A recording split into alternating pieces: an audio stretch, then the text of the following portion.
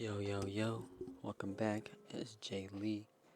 Today, we're going to be going over 40 Laws of Power. We're going to be going over Law 6, 7, 8, and then 9. Got it all on paper today.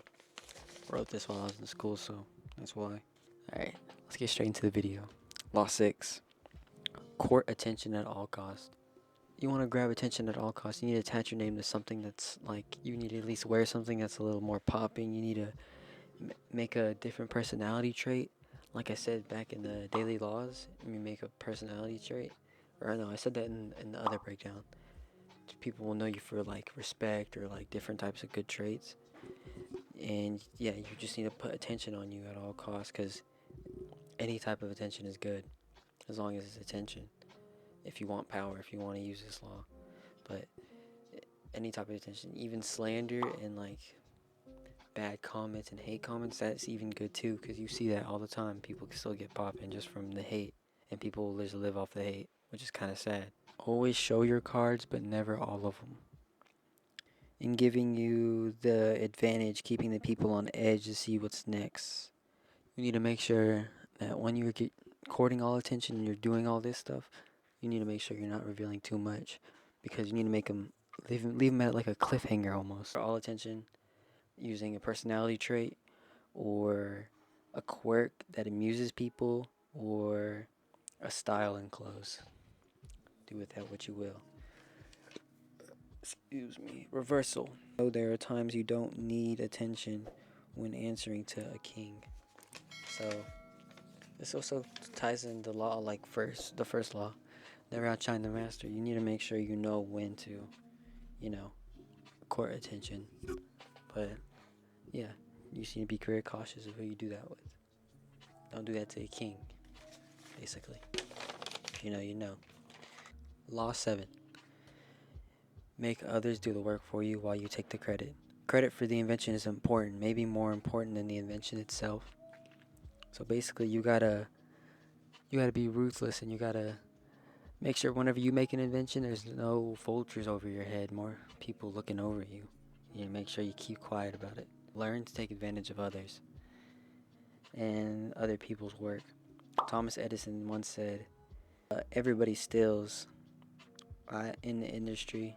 I've stolen myself, but I know how to steal," which is crazy.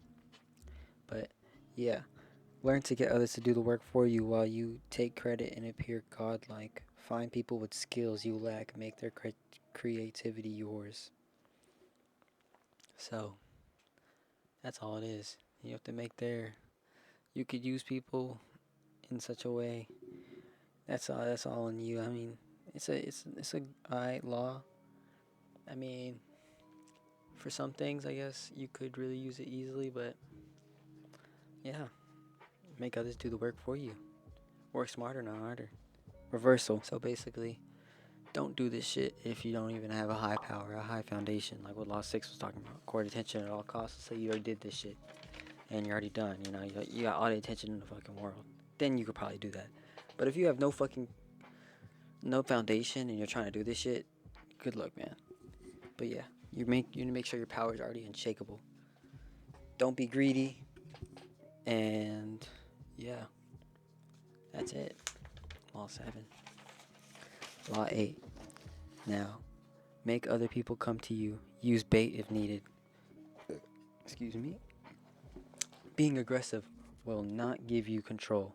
Ask yourself, why am I reacting to the events instead of directing them?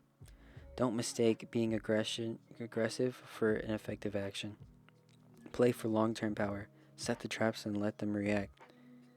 Not you. You can't be aggressive. You can't react. Instead of reacting, you need to just think about it. Think about what they did, or don't let them get to your head. You need to make sure you always play in the long term. If you ever have an enemy, make them come to you. You need to use bait too. You can use bait if necessary for them to come to you and fall in your trap and make them blow up instead of them trying to make you blow up. You feel me? Now, let's see. Here's a little story to help you out. In 1905, Japan baited Russia by spreading false information about where they were going to be. making Russia go to places that Japan wasn't at. It wasted their energy and time. Manipulation is a dangerous game. Once someone suspects they are being manipulated, it is harder and harder to control them. When you make your opponent come to you, you create the illusion that they are controlling the situation. Everything depends on the sweetness of your bait. That's all. And then that's all of it, really. Reversal. If time is against you, then strike fast with aggressiveness. Law 9. Win through your actions, never through argument. So basically, you should never try to debate anybody or argue with them. You're never going to win at the end of the day, because either way, even if you do prove them wrong, they're still going to be yapping about their point, or maybe they don't, but they still feel some resentment towards you. And there's no way you can just, you need to show it through your actions. And yeah, you don't create unnecessary enemies and waste your energy, for real. But always use it through your actions on long-term thinking. So, yeah, don't ever try to argue. It's a waste of your time. Reversal. So, like, if you are, let's say you were trying to do something, one of the laws, and you got caught maybe, and or something, you argue about it very, very emotionally. You have to act like you really, really, really, really think it's true. And sometimes it works. Hitler did it. All right? Don't. I'm just gonna talk about a quote he said. He said, "Say something loud and long enough, and it will become reality." So that is basically what that means. And so if you do get caught or something like that, it's best to argue out of a situation. If you have no time on your hands, if you can't think in long term, if you want to be quick, then that's the best way. But hey, do what you got to do.